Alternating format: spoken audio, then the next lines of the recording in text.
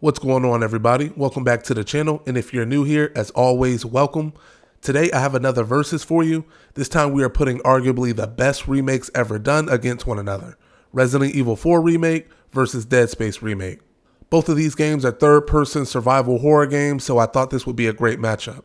Now, with that out of the way, let's go ahead and jump into the game world. Let's start with the visuals because it's worth mentioning. Resident Evil 4 Remake is outstanding visually from the character models to the environments. The details are very impressive, and just looking at the game regardless of what environment you are in is wonderful. The structure of the world is set up in a linear open world fashion where most points of progression will be linear with a few open-ended areas.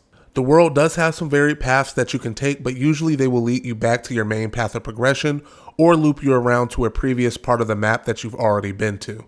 Aesthetically, you will find all sorts of environments that are representative of a cult-like village. You'll find yourself in villages, abandoned manors, lumber yards, the woods, at lakefronts, and many more. The game does encourage exploration as you'll find a lot of locked areas and chests that can be found or looted via finding keys to open them up or solving puzzles. Other things you'll find around the world will be lore bits, ammunition, herbs for crafting, and a few others. Overall, I think the tone of the world is wonderfully crafted.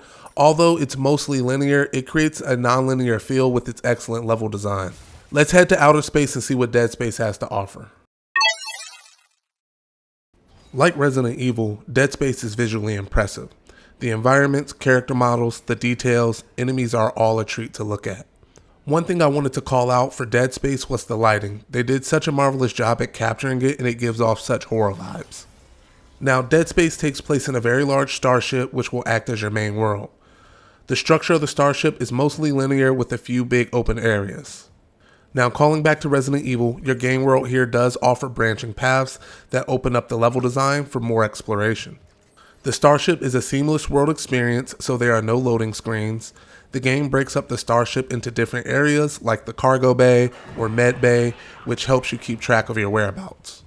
The game offers a tram system or fast travel that will allow you to jump to different areas of the starship at ease once you unlock them.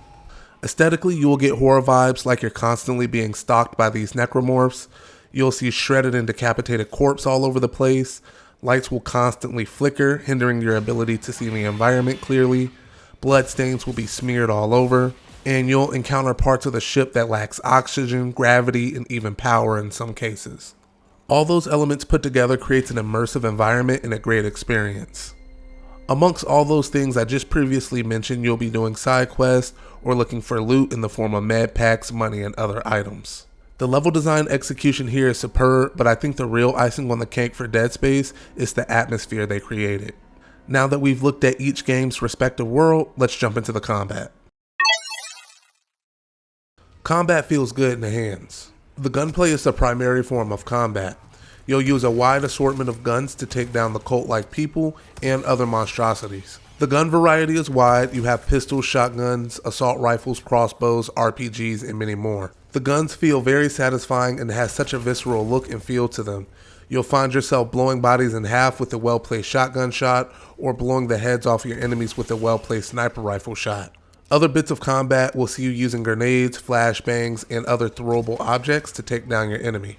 Outside of the gunplay, you do have a few other options such as using stealth. Also, you have a few melee options as well, but you really only find yourself using the melee options as a follow-up after a well-placed gunshot. Something I almost forgot to mention is that you do have a parry as well to counter some melee attacks from different enemies. Next, I wanted to talk about the enemies because what is combat without enemies? Resident Evil offers a good variety of enemies that all vary in different attack patterns, difficulty, size, and more. You'll spend a lot of time against the cult-like villagers who look just like people, but they're on that stuff. They are a bit slower but pose a threat from up close and from a distance.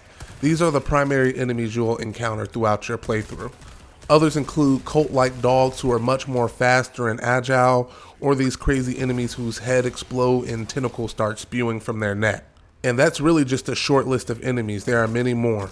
To finish up, Resident Evil does a terrific job with its combat and supporting it with excellent enemy design and variety. That just about sums up the combat in Resident Evil. Let's head over to Dead Space.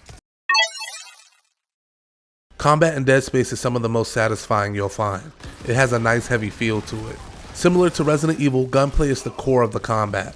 Of course, this time you won't be using your conventional everyday guns, such as assault rifles and pistols. Instead, you'll get the sci-fi stuff like a plasma cutter for dismembering your necromorphs or a pulse rifle. Now, the gun choice isn't as robust here as it is in Resident Evil 4, but every gun is extremely unique from one another and plays and feels completely different. The gunplay here is visceral as it's really centered around you removing the limbs from your enemies to stop their movements or attacks.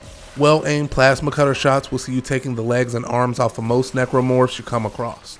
Other bits of combat will see you using the environment, your stasis, and your kinesis abilities to deal damage to the necromorphs.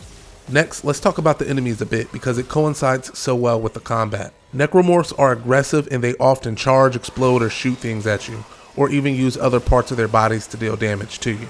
This is where the dismembering aspect of combat comes in, as you will be able to effectively neutralize necromorphs if you know where to hit them.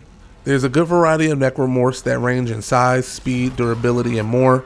Most have their own unique weak spots that you'll have to learn in order to be effective at taking them down. The most common of the necromorphs are the slashers, who charge at you with a moderate speed, and the best way to deal with them are taking out their legs to hinder their movement. Another type of necromorph is the leaper, who uses their tail and arms to leap at you. If you get rid of their arms, no more leaping. It's as simple as that. To finish up, Dead Space has created the perfect blend of weapons and enemies that pair really well, and it makes for some exciting moments. Now that we've looked at the combat and the game world for both games, let's wrap this up. Overall, I think these are two of the best remakes ever made in my opinion. As always, I think it comes down to personal preference. I think the main difference comes down to the theme of the game. Everything else is similar enough. If you're into or like that sci-fi, outer space, alien-like survival, and all things associated with that, Dead Space may be better suited for you. If you're more into the cult-like stuff or maybe want something slightly more grounded, Resident Evil may be a better fit for you. As for me, my preference is Dead Space as I enjoy the sci-fi setting much more. Now, I know I could have went a lot more in depth, but I really wanted to keep this surface level as I didn't want to be here all day. This video really just serves as a basis if you're trying to decide between the two. But enough of what I think. I'd love to know what y'all think in the comments below. What did you think about this versus video? Which game do y'all like better and why? Have you ever played any of these games? Let me know, but that's all I have for now. I hope y'all enjoyed the video, and if y'all did, please drop a like and a sub. It goes a long way, and I got more coming. Catch y'all next time.